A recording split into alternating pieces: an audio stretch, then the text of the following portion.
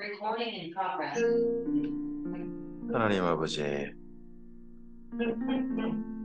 복된 주님의 선물인 피가 이 땅 가운데 도리어 긴 장마비가 되어져서 안타까운 일들이 많이 일어나고 있습니다. 좋은 날들이 지속된다는 것이 도리어 어떠한 어려움으로 다가오는지 다시 한번 새삼 확인하게 됩니다. 맑은 날이 지속될 때는 땅이 말라버리고 비 오는 날이 지속될 때는 땅이 무너지는 것을 봅니다. 이 모든 것을 조화롭게 하셔서 질서 있게 하셔서 우리에게 가장 필요하게 우리 인생에 가장 알맞게 보시기에 좋게 선물을 주신 하나님의 질서를 다시 한번 생각합니다. 그 질서를 무너뜨린 우리들의 심은 대로 거둔 오늘을 봅니다. 주님, 이러한 오늘에서 다시 한번 주의 말씀에 귀 기울이고자 합니다. 무너진 오늘 우리의 죄악된 모습에서 하나님께서 회복시키시는 하나님 나라의 모습을 다시 한번 말씀 속에서 발견하고 그러한 삶으로 나아가고자 합니다. 주께서 말씀하옵소서. 의지하오며 예수님 이름으로 기도합니다. 아멘. 네, 오늘은 디모데전서 1장부터 6장까지의 말씀을 함께 읽도록 하겠습니다. 바울이 로마에서 2년간 재판을 마치고서 그 다음 일정이 확인된 게 그레데라는 섬입니다. 그레데라는 섬에 디도 일행을 남기고 에베소에 온 것 같습니다. 그래서 에베소에서 디모데를 남기고 오네시모 확인차 골로새를 들렀고 그리고 두로아에 갑니다. 두로아에 갔다는 것은 마게도냐로 건너가고자 함입니다. 두로아가 그 당시 항구여서 마게도냐로 건너가는 배를 탈 수 있습니다. 그래서 빌립보 정도 갔을 때에 이번 일정이 좀 수월하지 않을 수도 있겠다 싶었던 것 같습니다. 혹시나 모른다. 그래서 그때 디모데에게 자기가 혹시나 늦어질 경우에 목회자는 일을 해야 된다 하는 편지가 디모데 전서를 보내고요. 그리고 아마도 데살로니가 정도 갔을 것 같은데 디도에게 이번 겨울에는 에베소에서 보내는 게 아니라 니고볼리에서 보내려 한다. 거기에 너와 아볼로와 세나 이 세 사람 너의 팀이 나와 함께 했으면 좋겠다. 니고볼리로 오고 거기는 좋은 장로님 이런 분들을 세워서 교회를 바르게 하도록 그렇게 정리했으면 좋겠다 하는 편지를 보냅니다. 그 이후에 바울 일행이 아마 고린도는 당연히 갔겠죠. 그리고 디도 일행은 당연히 니고볼리 와서 니고볼리, 이탈리아 바로 맞은편 그쪽에 있는 곳을 갑니다. 이 니고볼리에서 바울이 한참 복음 전할 때 로마에 큰 사건이 터지죠. 그게 로마 대화제입니다. 로마 대화제 사건을 어, 네로가 기독인들에게 누명을 씌우고자 하고 기독인 잡아 죽일 때에 그때 아마도 바울을 유대인들이 고소하지 않았나 싶습니다. 그래서 바울이 니고볼 땐 바울이 로마에 잡혀가게 돼서 그때 디모데 후서가 쓰여지게 됩니다. 이 이후 성경이 이제 히브리서라든지 베드로 전서후서 유다서까지 이때 로마의 1차 박해 때 쓰여지는 성경이 되겠습니다. 이때 정도를 바울의 사도 전도행 때 첫째, 박해가 일어났다는 것을 기억해야 됩니다. 박해 관련해서 쓴 성경이 디모데 후서, 베드로 전후서, 그리고 이거 끝나고 난 다음에 유다서가 씁니다.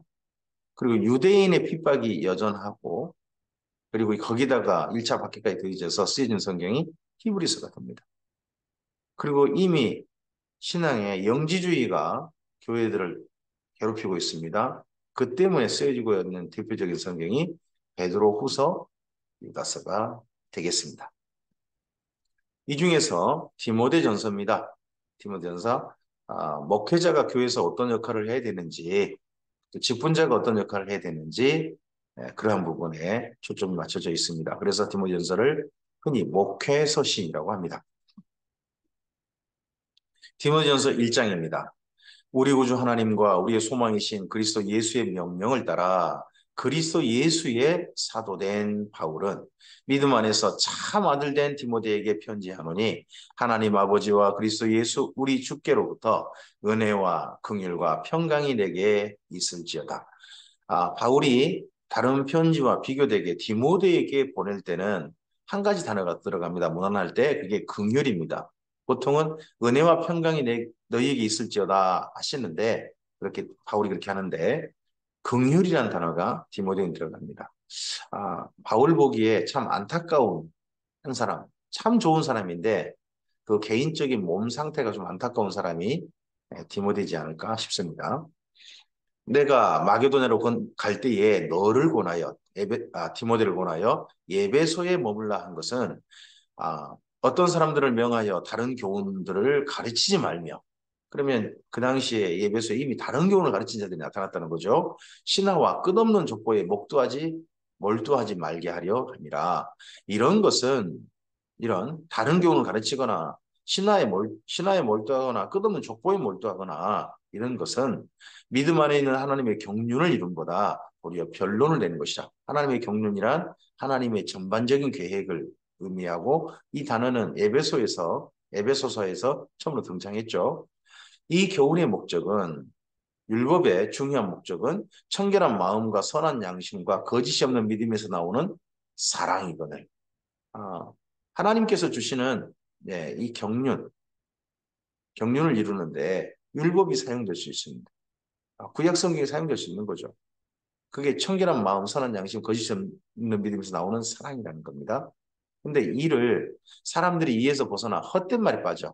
율법의 본래 말씀을 따르지 않고 다른 데 빠져서 율법의 선생이 되려 하나. 율법을 가르치는 사람이 되려 하나. 자기가 말하는 것이나 자기가 확정하는 것도 깨닫지 못하는도다. 그러나 율법은 사람이 그것을 적법하게만 쓰면 선한 것임을 우리는 아노라. 본래대로 선한 대로 쓸 수 있도록 하는 사람이 누구냐 그러면 그게 가르치는 자의 올바른 율법의 가르침이어야 합니다. 알 것은 이것으니 율법은 옳은 사람을 위하여 세운 것이 아니요 오직 불법한 자와 복종하지 아니한 자와 경건하지 아니한 자와 죄인과 거룩하지 아니한 자와 망령된 자와 아버지를 죽인 자와 어머니를 죽인 자와 살인한 자며 음행하는 자와 남색하는 자와 민심매매를 하는 자와 거짓말하는 자와 거짓 맹세하는 자와 기타 바른 교훈을 거스는 자를 이함이니 율법의 중요한 기능 중에 하나가 바로 하나님의 바른 말씀대로 살라는 건데 바르지 못한 사람 내가 그렇지 않고 있구나. 내가 하나님의 말씀에 비춰보니까 내가 정말 하나님이 하지 말라는 일을 하고 있구나 하는 걸 깨닫게 하는데 율법이 어떤 중요한 기능이 있는 겁니다. 이 교훈은 내게 맡기신 바 복되신 하나님의 영광의 복음을 따름이니라. 나를 능하게 하신 그리스도 예수 우리 주께 내가 감사함은 나를 충성되이 여겨 내게 직분을 맡기심이니 내가 전에는 비방자요 박해자요 폭행자였으나 교회에 대해서, 예수님에 대해서 바울이요, 비방자, 그리고 교회에 대한 박해자, 예수님에 대한 폭행자였다는 것. 도리어 긍휼을 입은 것은 내가 믿지 아니할 때에 알지 못하고 행하였습니다. 우리 주의 은혜가 그리스도 예수 안에 있는 믿음과 사랑과 함께 넘치도록 풍성하였도다. 미쁘다 모든 사람이 받을 만한 이 말이여 그리스도 예수께서 죄인을 구원하시려고 세상에 임하셨다 하였도다. 죄인 중에 내가 개순이라. 죄인을 구원하시려고 세상에 임하셔서 나를 구원해 주셨다 하는 게 바울의 고백인 거죠. 그러나 내가 긍휼을 입은 까닭은 예수 그리스도께서 내게 먼저 일체 오래 참으심을 보이사 후에 주를 믿어 영생 얻는 자들에게 본이 되게 하려 하심이라. 바울이 이런 이유 때문에 긍휼을 내가 받았다. 그러므로 내가 주를 믿어 영생을 얻을 자들에게 예수님처럼 기꺼이 본이 되려고 여기까지 살고 있다 하는 이야기를 하고 있는 거죠. 영원하신 왕, 곧 썩지 아니하고 보이지 아니하고 홀로 하나이신 하나님께 존귀와 영광이 영원 무궁하도록 있을지어다. 아멘. 자기 인생을 회고하면서 자기 인생을 통해서 하나님께서 하나님께서 존귀와 영광을 받으시기를 하는 고백으로 1차 이야기를 마무리합니다. 그리고 이제 본론으로 들어가죠. 아들 디모데야, 내가 내게 이 교훈으로서 명하노니 전에 너를 지도한 예언을 따라 이곳 그곳으로 선한 싸움을 싸우며 믿음과 착한 양심을 가지라. 어떤 이들은 이 양심을 버렸고 그 믿음에 관하여는 파선하였느니라. 그 가운데 후메네오와 알렉산더가 있으니 내가 사탄에 내준 것은 그들로 교훈 훈계를 받아 신성을 모독 가지 못하게 하려 합니다. 바울이 로마의 재판을 마치고 에베소에 다시 돌아왔는데 에베소의 본래 그 좀 일꾼이었든지 중요한 지도자였든지 하는 사람이 후메네오와 알렉산더였을 겁니다. 근데 다시 돌아와 보니까 이들이 아주 잘못된 데로 가고 있는 거죠. 바른 것을 가르친 자가 아니라 엉뚱한 걸 가르친 자, 예, 그런 자들이 된 겁니다. 그래서 이 사람들을 출교했다는 겁니다. 사탄에게 내줬다는 것은 출교했다는 말입니다. 그래서 더 이상 교회 안에서 하나님을 모독하는 일이 없기를 바래서 이들을 출교했는데 그들은 양심을 버렸고 믿음에 관해서는 파선했다는 겁니다. 그래서 디모데에게는 바울이 부탁합니다. 이 디모데를 지도한 예언을 따라 설교 말씀 또 하나님의 말씀을 따라 선한 싸움을 싸우고 우리가 싸워야 할 싸움이 그냥 쓰잘데기 싸움이 아니라 진짜 싸워야 할 싸움, 선한 싸움을 싸우고 믿음과 착한 양심을 가지라 라고 부탁합니다.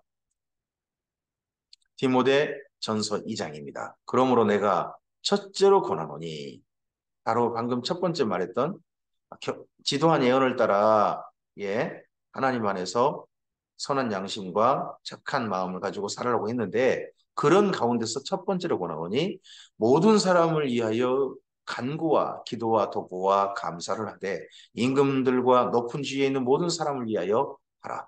이는 우리가 모든 경건과 단정함으로 고요하고 평안한 생활을 하려 함이라. 우리가 나라의 지도자들을 위해서 기도해야 될 이유가 뭘까요? 그것은 우리의 삶이 단정하고 고요하고 평안한 삶을 복음에 집중할 수 있는 삶을 살 수 있으려면요. 나라가 평안해야 됩니다. 나라가 어지러워져 버리면 그런 삶을 살 수가 없어요. 뭐 우리가 지금 현재 함께 살고 있는 주변 나라들을 보면 우크라이나에서 주일날 예배할 수 있겠습니까? 그 전쟁통에. 이스라엘 바로 위에 시리아 나라가 현재까지 내전 속에 있습니다. 다메섹이라고 하는 바울이 정말 회심했던 그곳이 지금도 내전에 휩싸여가지고 평안하지 못합니다. 그것이 어떻게 주일날 예배할 수 있겠습니까? 그래서 우리가 살고 있는 평안하기 위해서 지도자들이 바르게 할 수 있도록 그러기 위해서 우리가 지도자들을 위해서 기도해야 됩니다. 저는 제가 마음에 들건 안 들건 간에 이 나라의 지도자들을 위해서 기도합니다. 그들이 제발 나라를 어지럽게 하지 말고 평안하게 나를 지도하기를 제발 하나님께 그렇게 할 수 있도록 길을 안내해 주시기를 저는 기도합니다. 이것이 우리 구주 하나님 앞에 선하고 받으실 만한 것이니 하나님은 모든 사람이 구원을 받으며 진리를 아는 데 이르기를 원하시느니라. 심지어 그런 지도자들마저도 구원에 이르기를 하나님께 원하신다는 거죠. 하나님은 한 분이시요 또 하나님과 사람 사이 중보도 한 분이시니 곧 사람이신 그리스도 예수가. 우리가 그렇게 기도할 때에 하나님과 우리 사이에서 예수님께서 단 한 분이신 예수님께서 중보해 주실 것이다. 그래서 중보 기도라는 말은 예수님께만 해당되는 거지 우리에게는 좀 쓸 수 있는 말이 아니다 하는 이야기를 합니다. 중보자가 한 분이시니까 그럼 중보 기도할 수 있는 분은 예수님밖에 없는 거죠. 그럼 우리가 다른 사람을 위해서 기도할 때는 뭐라고 해야 되냐? 그건 성경에서는 우리 지금 여기 디모데전서에 나왔는데 도고라고 합니다. 도고 기도가 다른 사람을 위한 성도가 할 수 있는 기도입니다. 중보 기도는 예수님만 할 수 있는 거고 우리 성도들이 성도를 위해서 기도할 때는 도고 기도다. 그렇게 말을 합니다. 그가 모든 사람을 위하여 자기를 대속물로 주셨으니 기이하게 이르러 주신 증거니라. 이를 위하여 내가 전파하는 자와 사도로 세움을 입은 것은 참말이요 거짓말이 아니니 믿음과 진리 안에서 내가 이방인의 스승이 되었노라.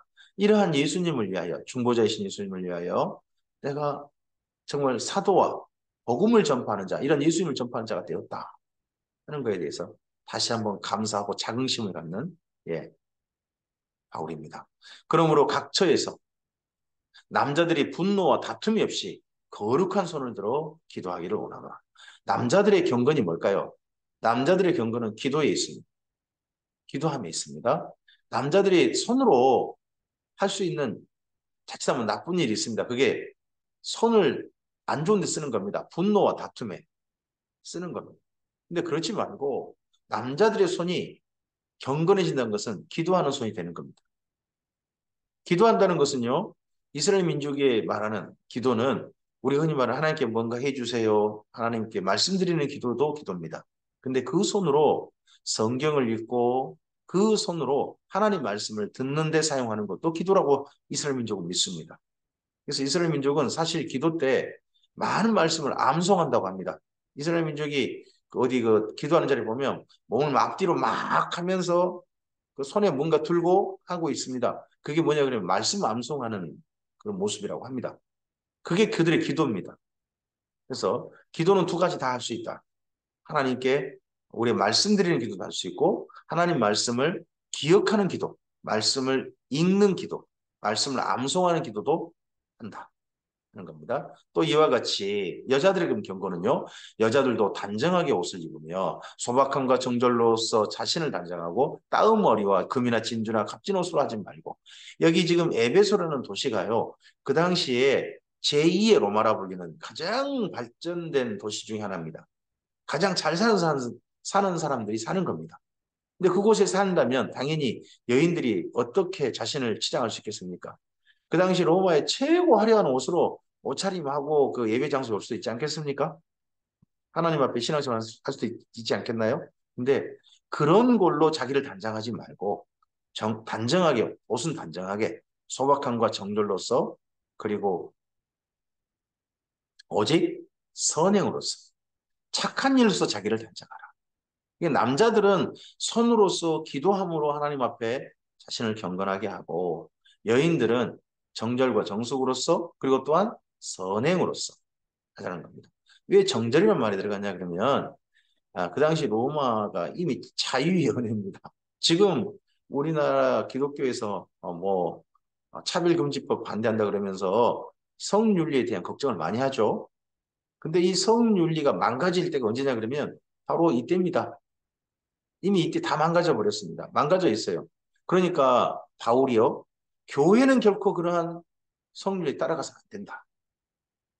하는 이야기가 여기 디모데 전서에 있는 겁니다. 여인들은 자신을 정절로서, 정숙으로서, 그리고 선행으로서 단장하라. 이것이 하나님을 경외한다는 자들에게 마땅한 것이니라. 여자는 일체 순종함으로 조용히 배우라. 여자가 가르치는 것과 남자를 주관하는 것을 허락하지 아니하노니 오직 조용할지니라. 이 예배소에서도 아마도 여인들께서 제법 치맛바람이 좀 심했는지도 모르겠습니다. 그래서 이런 말씀이 있습니다. 이는 아담이 먼저 지음을 받고 하와가 그 후며 아담이 속은 것이 아니고 여자가 속아 죄에 빠졌습니다. 그러나 여자들이 오직 정숙함으로써 믿음과 사랑과 거룩함에 거하면 그의 해산함으로 구원을 얻으리라. 그의 해산함으로 구원을 얻는다. 그리고 또 정숙함으로써 믿음과 사랑과 거룩함에 거한다. 이것이 구원의 조건처럼 마치 보입니다. 그러면요. 여기 2장 15절을 근거한다면 예수님을 믿어서만 구원이 아니라 뭔가 또 다른 것도 구원인가? 다른 것도 구원의 조건인가? 하는 생각을 할 수 있습니다. 이거 행위잖아요. 행위 같아 보이지 않나요? 근데 이 부분은 조금 좀 더 생각을 해볼 부분이 있습니다. 해산함으로 구원을 얻는다는 말은요, 아이 낳음이에요. 아이를 낳았을 때 이스라엘 민족은 여인들에게 뭐 할 기회를 주냐 그러면 아이 낳은 여인에게 남자애는 33일, 여자애는 66일 후에 하나님 앞에 제사할 수 있습니다. 그때 자신의 모든 죄를 정결함 받고 그때 여인들이 하나님 안에서 하나님을 만날 수 있습니다. 이스라엘 민족이 생각하는 구원은요. 자신의 죄가 정결함을 받아서 드디어 하나님과 만날 수 있는 사이가 되는 게 구원입니다. 우리가 예수님으로 말미암아 우리 죄의 용서를 받고 하나님과 만날 수 있는 사이가 되었지 않습니까? 그걸 우리가 구원이라 그래요. 그래서 여인들도 그러함으로 구원을 얻는다. 그런 식으로 표현한 거고요. 그리고 성숙함으로써 믿음과 사랑과 거룩함에 거한다는 것이 뭐예요?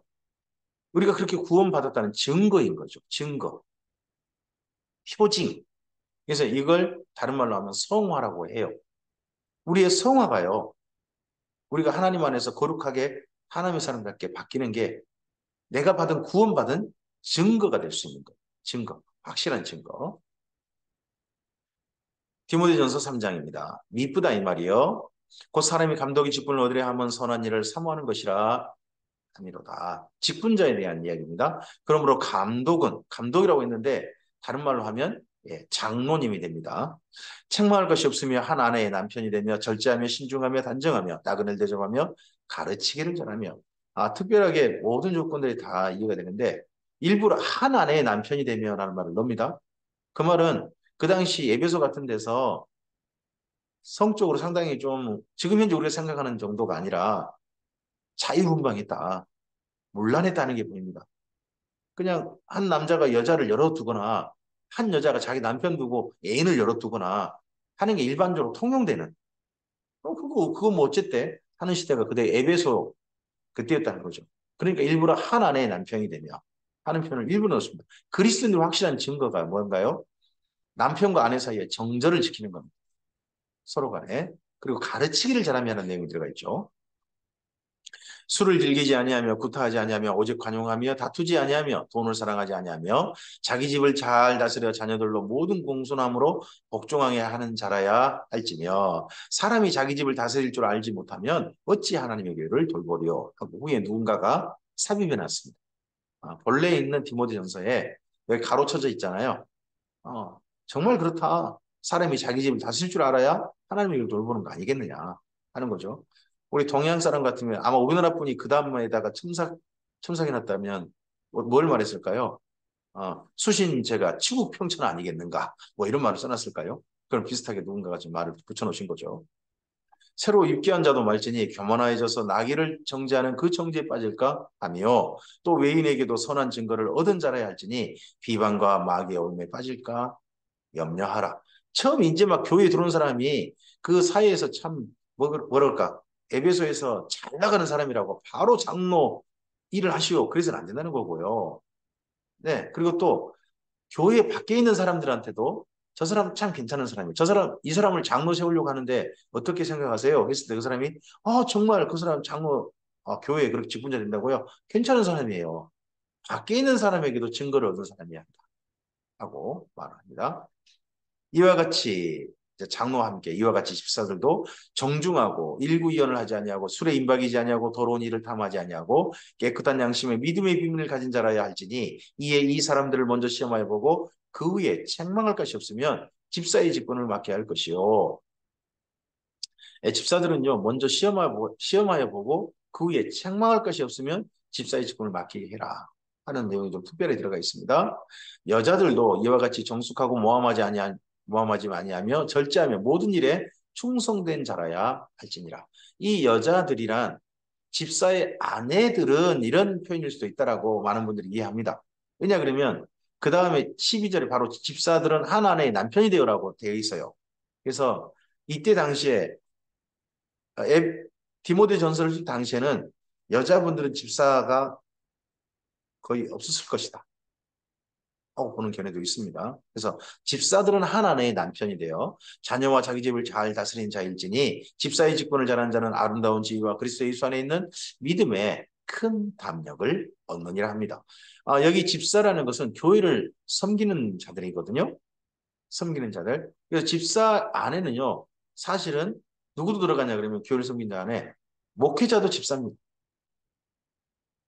우리 지금 현재는 뭐 서리 집사, 안수 집사 그런 제도가 있습니다만 이 당시로 돌아가면 집사라고 할 때는 모든 교회를 위한 섬기는 직분자 전체를 가리킨 표현이 집사가 됩니다.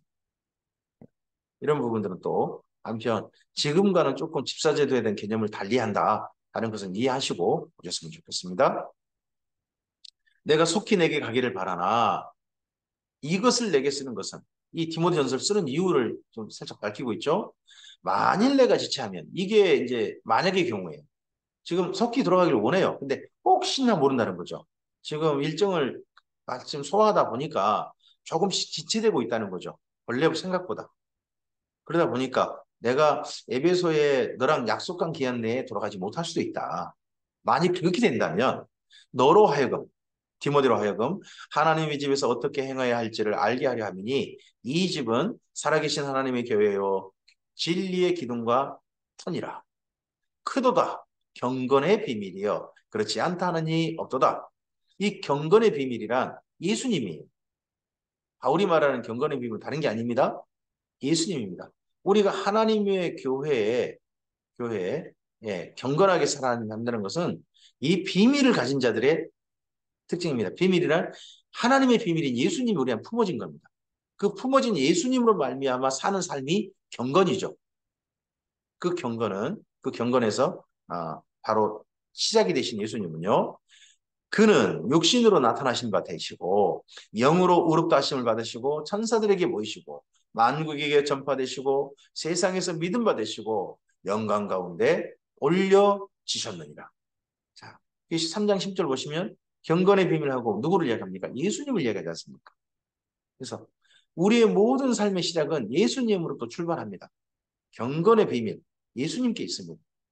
예수님을 소유한 자만이 바로 그 다음 삶, 경건의 삶으로 나아갈 수 있습니다. 디모데전서 4장입니다. 그러나 성령이 밝히 말씀하시기를 후일에 어떤 사람이 믿음에서 떠납니다. 믿음에서 떠난다는 것은 심지어 누구를 떠난 겁니까? 이 경건의 비밀이신 예수님을 떠나버리는 겁니다. 떠나버려서 미혹하는 영과 귀신의 가르침을 따르리라 하셨으니 자기 양심이 화인을 맞아서 외식함으로 거짓말하는 자들. 가짜 교리를, 가짜 그리스도를 가르치는 자들, 교회 안에서 그런 자들이 나타났다는 거죠. 이들의 벌써 영지주의자들입니다. 그 당시로 말하면. 이단들인 거죠. 이단들이 벌써 교회에 등장했다 하는 겁니다. 혼인을 금하, 이들이 그 당시 주장했던 게 뭐냐 그러면 혼인을 금하고요. 어떤 음식물은 먹지 말라고 했다는 겁니다. 혼인을 금했다. 그리고 음식을 먹지 말라고 했다. 어떤 음식물은 그렇게 말합니다. 하지만 음식물은 하나님이 지으신 판이 믿는 자들과 진리를 아는 자들이 감사함으로 받을 것이랍니다. 단 여기 음식물이라 할 때는요. 바울이 말하는 음식물이란 지금 우리가 생각하는 음식물 아닙니다. 대한민국 사람이 음식물 그러면요. 음식물 생각하면 다 들어가죠. 어떤 분이 그렇게 얘기하더만요. 대한민국 사람은요. 다리 있는 것 중에 책상 다리만 안 먹고요. 날개 달린 것 중에 비행기 날개만 못 먹는다. 다 먹는다는 거죠. 그러나 여기 바울이 말하는 음식물은 정결한 음식을 말합니다. 정결한 음식. 이스라엘 민족이 생각하는 음식을 생각하셔야지 지금 우리를 생각하고 이게 쓴 게 아닙니다. 그 당시에. 하지만 뭐 일단 음식물의 부분은 또 그런 부분이 좀 더 넓게 생각할 필요가 있죠. 믿는 자와 진리하는 자들이 감사함을 받으라는 거죠. 하나님께서 지으신 모든 것이 선함에 감사함으로 받으면 버릴 것이 없나니 하나님의 말씀과 기도로 거룩하여집니다. 두 가지 거룩은 진리 하나님의 음식물은 두 가지가 기준입니다. 거룩의 기준이 돼요. 하나는 뭐예요? 우리 흔히 하는 거 기도하는 겁니다. 이 음식을 주신 하나님 앞에 거룩히 구별을 받아야 되죠. 또 하나가 뭡니까? 말씀이 구별의 기준이 됩니다. 성경 말씀에서 먹으라 한 것이 먹지 말라 한 것이 그게 음식물의 기준이 된다는 겁니다. 그럼 이건 레이기죠. 레이기 14장 거기 말씀에 근거하는 겁니다. 죄송합니다. 레이기 11장과 신명기 14장이요. 내가 이것으로 형제를 깨우치면 그리스도 예수의 좋은 일꾼이 되어 믿음의 말씀과 내가 따르는 좋은 교훈으로 양육을 받으리라. 망령되고 허탄한 신화를 버리고 경건에 이르도록 내 자신을 양단하라. 망령되고 허탄한 신화가 바로 헬라 철학입니다. 헬라의 수많은 이야기는 거짓말이에요. 신의 이야기를 뻥치는 거죠. 뭐 우리가 알고 있는 지금 그리스 로마 신화 바로 그 어, 뻥친 이야기들 아닙니까? 그런 거에 집착하지 말고 예수님의 진리의 말씀을 따라서 경건을 따라 목회자는 자신을 연단할 수 있어야 됩니다. 세상의 수많은 이야기에 작심 미혹되지 말고 진리의 말씀을 따라 연단해라. 디모데에게 특별히 부탁한 겁니다. 육체의 연단은 약간의 유익이 있으나 경건은 범사에 유익하니 금생과 내생에 약속이 있느니라. 그럼 육체 연단 하지 말란 말이냐? 아닙니다. 육체 연단은 이익이 있다니까요. 약간의 유익이 있다고 하지 않습니까? 이 땅에서. 미쁘다 이 말이요. 모든 사람이 받을만 하도다. 뭐가요? 경건이죠. 경건이 진짜 우리가 해야 될 연단, 범사해야 될 적용해야 될 삶의 조건이 된다는 거죠. 이를 위하여 우리가 수고하고 힘쓰는 것은 우리 소망을 살아계신 하나님께 두미니 곧 모든 사람 특히 믿는 자들의 구주시라. 너는 이것들을 명하고 가르치라. 이렇게 경건하게 살도록.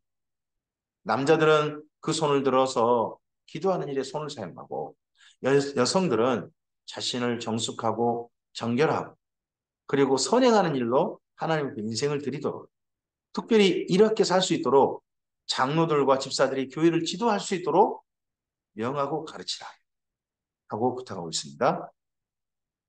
누구든지 내 연소함을 업신여기지 못하게 하고 오직 말과 행실과 사랑과 믿음과 정절에 있어서 믿는 자에게 본이 되어 이제 이런 표현으로 보면 디모데가 나이가 좀 어렸겠구나 하는 게 보입니다. 그 정도의 에베소에 있는 그 장로님들이라든지 집사님들 이런 분들에 비하면 나이가 상당히 어렸겠구나 하는 게 좀 보이죠. 내가 이럴 때까지 읽는 것과 권하는 것과 가르치는 것에 전념하라. 목회자가 해야 할 일이 뭡니까? 목회자가 해야 될 가장 중요한 일은 성경을 읽고 성경 말씀대로 살 것을 권하고 또한 성경 말씀을 바른 성경 말씀을 가르치는 일에 전념해야 합니다. 권한다는 것은 설교입니다. 설교. 요즘으로 말하면 설교가 되겠죠. 네. 내 속에 있는 은사, 곧 장로회에서 안수받을 때에 예언을 통하여 받은 것을 가볍게 여기지 말며 이 모든 일에 전심전력하여 너의 성숙함을 모든 사람에게 나타나게 하라. 목회자가 진리의 말씀을 열심히 하고 진리의 말씀을 잘 가르치고 진리의 말씀을 따라서 참 잘 설교하는 것이요. 성도들에게 나타날 진보죠, 진보. 성숙해 가는 모습이죠. 점점 설교가 더 좋아지고 가르침이 더 명확해지고 선명해지고 정말 가슴에 담을 만한 가르침으로 점점점 목회자가 나아가는 것, 가르침이 발전하는 것, 그게 목회자가 보여야 될 본이라는 겁니다. 내가 내 자신과 가르침을 살펴 이 일을 계속하라. 이것을 행함으로 내 자신과 내게 듣는 자를 구원하리라. 그래서 목회자가 꼭 힘써야 될 두 가지가 있습니다. 하나는 경건입니다. 자기 개인적인 경건, 앞서서 이야기됐죠? 두 번째가 뭡니까? 말씀에 창념하는 겁니다. 말씀을 바르게 읽고, 바르게 설교하고, 바르게 가르친 일에 열심히 해야 되는 거죠. 디모데전서 5장입니다. 교회 성도들에 대한 애절을 말하고 있습니다. 늙은이를 꾸짖지 말고 권하되 아버지에게 하듯 하며 젊은이에게는 형제들 하고 늙은 여자에게는 어머니에게 하라며 젊은 여자에게는 온전히 깨끗함으로 자매에게 하듯 하라. 교회 성도님들의 각각의 애절 있게 대하라. 예의 있게 대하라. 저는 그래서 이런 말씀에 근거해서요. 목회자가 나이 젊은 목회자가 연세에 있는 성도님을 보고 반말을 막 해대고 하는 건 진짜 그 목회자가 여기 디모데전서를 안 읽은 분이다. 성경 말씀 제대로 안 읽은 분이라 생각합니다. 목회자는 모든 성도들에 대해서 예절을 갖춰야 합니다. 제가 참 배웠던 것 중에 노 목사님께서 저를 만나시고 이래저래 만나실 때 제가 나이가 한참 어리거든요. 그런데요, 한 번도 저에게 네, 형어를 쓰신 적이 없습니다. 항상 존중어로, 존경어로 항상 써주셨습니다. 자연스럽게 몸에 배이신 분이겠죠. 아마도 이런 말씀에 따라서 그런 마음을 갖지 않으셨나 싶습니다. 참 친근히 하셔서 김 목사 이렇게 해주셔도 저는 아주 좋을 것 같은데 전혀 그렇지 않고 존중이신 언어로 써주십니다. 그리고 참 과부인 과부를 중대하라. 만일 어떤 과부에게 자녀나 손자들이 있거든 그들로 먼저 자기 집의 효를 향하여 부모에게 보답하기를 배우게 하라. 이것이 하나님 앞에 받으실 만한 것이니라. 참 과부로서 외로운 자는 하나님께 소망을 두어 주야로 항상 간구와 기도를 하거니와 향락을 좋아하는 자는 살았으나 죽었느니라. 내가 또한 이것을 명하여 그들로 책망받을 것이 없게 하라. 누구든지 자기 친족, 특히 자기 가족을 돌보지 아니하면 믿음을 배반한 자여 불신자보다 더 악한 자니라. 여기 가족을 돌보는 게 뭡니까? 자기 집안에 참 하나님 안에 경건한 그런 과부 되신 분이 있으시다면 그분이 생계를 이어가기가 쉽지 않을 수 있잖아요. 그러면 예수 믿는 가족들이 그런 분은 당연히 돌봐야 한다는 거죠. 자기 친족을 가족을 돌봐라 하는 부분은 이런 부분에 적용됩니다. 그러면서 과부의 명부에 올릴 자는 나이가 60이 덜 되지 않고 그럼 60 넘어야 한다는 거죠. 그 당시에 한 남편의 아내였던 자로 선한 행실의 증거가 있어 오직 자녀를 양육하며 혹은 나그네를 대접하며 혹은 성도들의 발을 씻기며 혹은 환난 당한 자를 구제하며 혹은 모든 선한 일을 행한 자라야 할 것이요 젊은 과부는 올리지 말지니 이는 정욕으로 그리스도를 배반할 때 시집가고자 하느니 처음 믿음을 저버렸으므로 정죄를 받느니랍니다. 이제 이로 봤을 때 바울이 디모데전서 쓸 때 정도에는 교회에서요 연세가 있는 과부들 이런 분들에게는 홀로 주변에 돌볼 분이 없거나 할 경우에는 교회에서 돌봤던 것 같습니다. 그래서 요즘 말은 뭘까요? 노령연금 이런 것들을 이 연세 많은 분들에게 지급하지 않았냐. 이제 홀로 살 경제적 능력이 비교적 힘든 분들 그런 분들에게는 교회가 책임지려고 하지 않았겠느냐 싶습니다. 참 좋은 제도인데 이런 제도가 교회에게 지금은 없죠. 그죠? 목사님께서 어, 원로 목사로서 은퇴하시면 그 원로 목사님 한 분만 섬기는 걸로만 지금 되어 있습니다. 저는 이런 제도는 다시 한번 대한민국 교회가 생각해 볼 만하다 싶습니다. 또 그들은 개 이름을 익혀 집집으로 돌아다니고 게으를 뿐 아니라 쓸데없는 말을 하며 일을 만들며 마땅히 아니할 말을 하나니 그러므로 젊은이는 시집 가서 아이를 낳고 집을 다스리고 대적에게 비방할 길을 조금도 주지 말기를 원하노라 이미 사탄에게 돌아간 자들도 있더라. 아, 젊어서 남편과 사별하거나 한 여인들이 있는 거죠. 그런 여인들은 할 게 뭐냐? 과부로서 생활을 지속할 게 없다는 겁니다. 시집 가라. 이게 여기 디모전서 여기 5장에 있는 말씀이요. 꼭 비교해서 읽어보셔야 될 때가 있어요. 그게요. 고린도전서 7장입니다. 고린도전서 7장에서 바울은요. 결혼하지 말라는 쪽으로 이야기했어요. 결혼하지 말라. 그러나 디모데전서나 이런 데 보면 전부 다 결혼하는 쪽으로 권하고 있습니다. 뭔가 달라진 거예요. 왜 그래요? 디모 고린도전서 7장에서는요. 예수님께서 자기 살았을 때 오실 거라고 생각한 겁니다. 그러니까 좀 과부되거나 이런 분들한테 예수님 곧 오시니까 결혼 그런 데 신경 쓰지 말고 오늘 바울처럼 예수님을 섬기는 데 집중하자 하는데 권한 내용이 고린도서 7장이었습니다. 근데 그 사이에 바울이 예수님이 자기 때 오신 게 아니라 어느 여러 세대 후에 오시는구나 하는 걸 확실하게 깨닫습니다. 깨닫고 나니까 그렇다면 교회가 두고두고 복음을 계승해야 돼요. 복음 개성은 보통 가정을 이루어집니다. 그러면 가정을 바르게 하고 가정을 확실하게 경건한 가정 만드는 게 정말 중요한 거거든요. 그래서요, 젊어서 남편과 사별하거나 한 분들은 과거로 지내는 거 할 수도 있겠지만 겨울은 다시 재혼하는 것 쪽으로 도리어 권하고 있는 게 여기 디모전서인 게 보입니다. 만일 믿는 여자에게 과부 친척이 있거든 자기가 도와주고 교회가 짐지지 않게 하라. 이는 참 과부를 도와주게 하려 함이라. 되도록이면 이제 과부들이 있다면 친족들이 잘 도와줘서 그렇지 못한 분들을 교회가 좀 도와줄 수 있도록 교회가 또 성도들이 자기 가족들, 친족들을 좀 신경 써야 된다 하는 거죠. 잘 다스리는 장로들은 배나 존경할 자로 안 돼. 말씀과 가르침에 수고하는 이들에게는 더욱 그리할 것이니라. 그러고 봐서는 교회 장로들이 두 가지 역할인 게 보이죠? 하나는 교회를 잘 섬기는 것. 여기 다스린다는 말로 표현하는데 이건 좀 너무 우리나라식 표현이고요. 원래는 돌본다면 돌본다. 돌보는 교회를 잘 돌보는 장로들인 거죠. 네, 그리고 그런데 이런 역할을 하는 분도 있고 진리의 말씀을 전하는 자들의 수고하는 장로님도 있습니다. 그래서 그 중에서 이런 장로들 다 존경하라 하죠. 성경이 일렀을 때 곡식을 밟아 떠는 소의 입에 망을 씌우지 말라 하였고 또 일꾼이 그 싹스 받는 것이 마땅하다 했느니라. 이런 장로님들에게 교회에서 마땅히 생활을 책임져 달라 하는 겁니다. 이게 또한 바울의 좀 생각이 달라진 겁니다.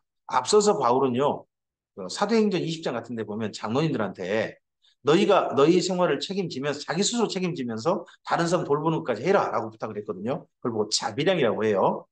자비량 목회를 권했는데 디모데전서 이렇게 오면 달라져 있어요. 이제 교회가 두고두고 앞으로 여러 세대를 가야 되잖아요. 그럼 교회가 전임 사역자들의 생활을 돌봐서 교회가 교회답게 서는 일에 전념할 수 있도록 도와달라 하는 걸로 내용이 또 바뀌어 있는 게 보입니다.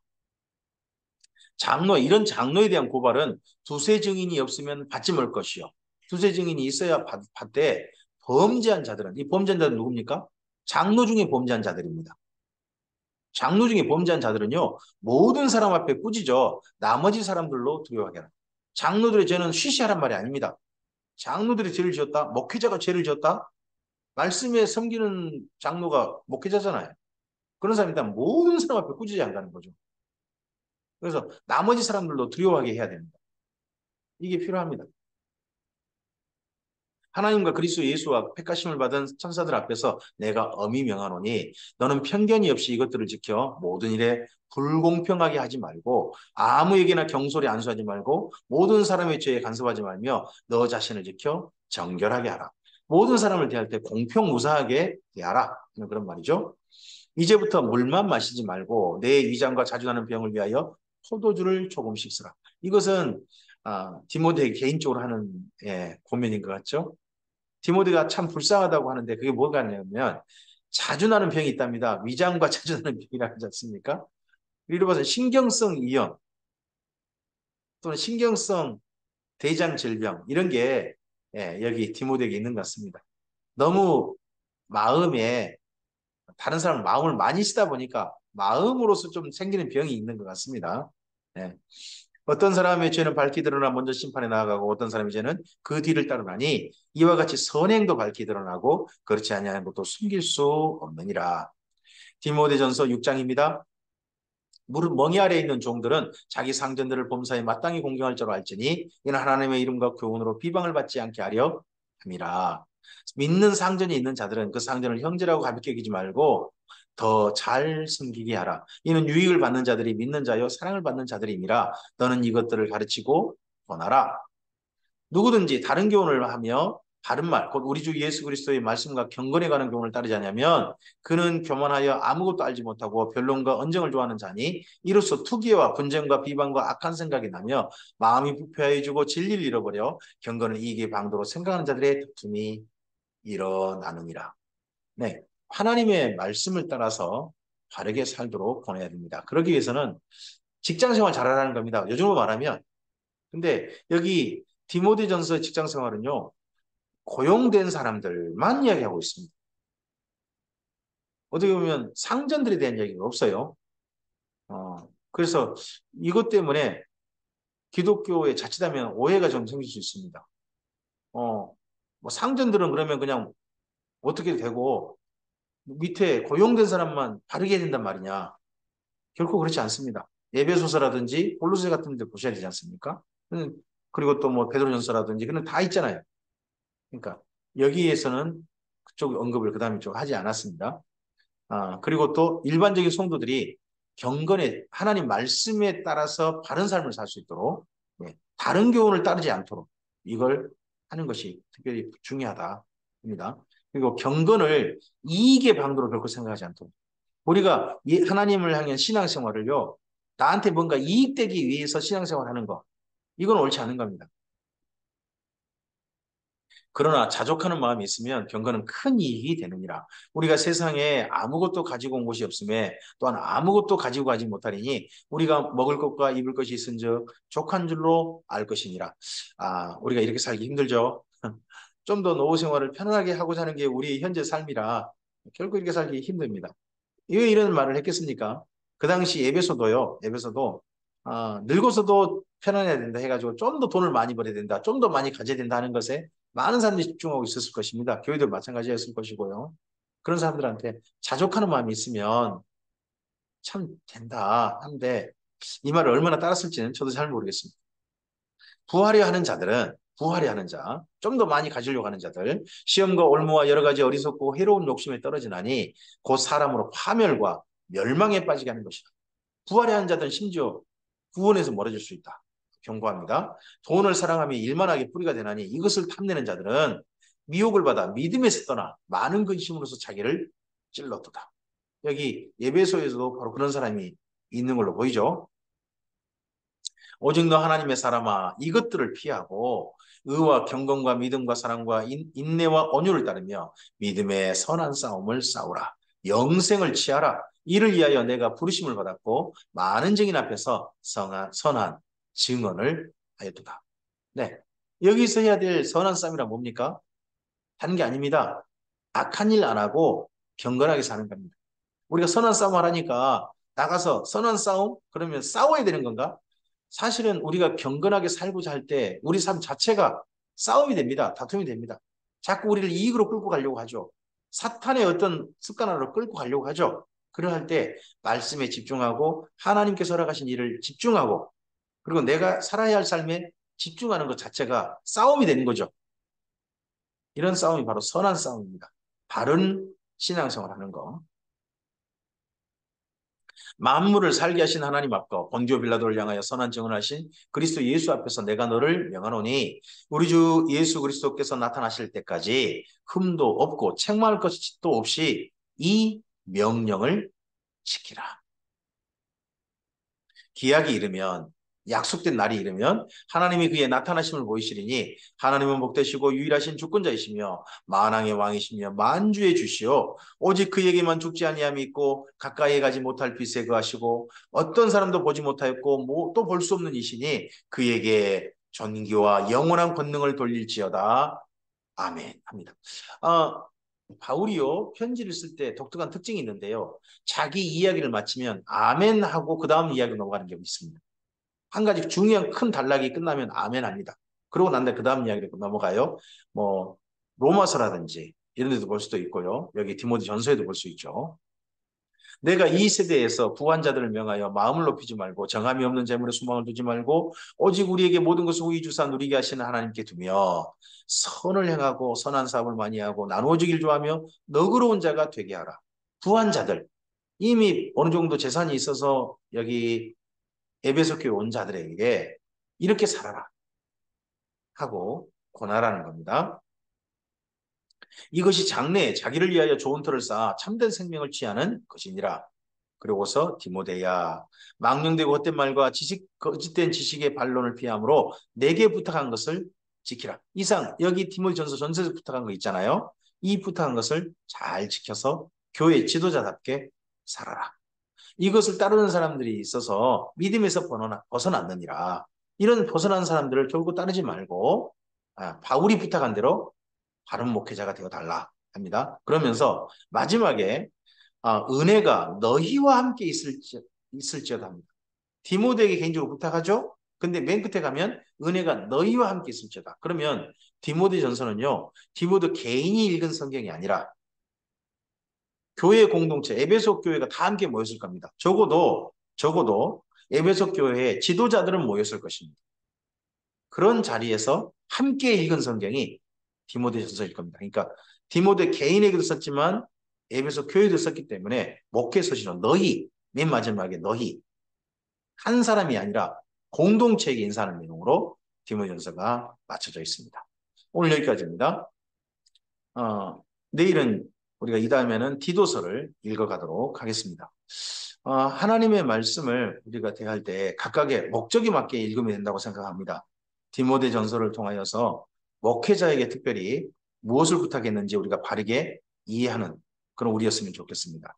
거기에 더해서 그 목회자가 성도들 어떤 삶으로 살도록 지도했는지 잘 봐서 우리 모두가 하나님의 성도답게 바르게 사는 삶에 우리의 마음이 또한 집중하고 그런 삶으로 나아간다면 디모데전서를 읽은 보람이 있을 것입니다. 목회자로서 지도자로서 디모데전서를 읽길 바라고 또한 주의 성도로서 디모데전서를 바울의 권면을 받는 성령이 감동된 권면을 받는 우리였으면 좋겠습니다. 이 하루 하나님의 경건을 이루어 갑시다. 하나님의 형제로서 하나님 안에 구원받은 형제로서 하나님 안에 구원받은 자매로서 우리의 삶을 성실하게 삽시다. 그렇다면 디모데전서를 썼던 바울이 우리를 보면서 보람을 느끼실 것 같습니다. 하나님께서 기뻐하시고 우리 예수님께서 즐거워하실 것 같습니다. 우리 하나님께 영광 돌려주시는 이 하루 되시기를 주님의 이름으로 축복합니다. 감사합니다.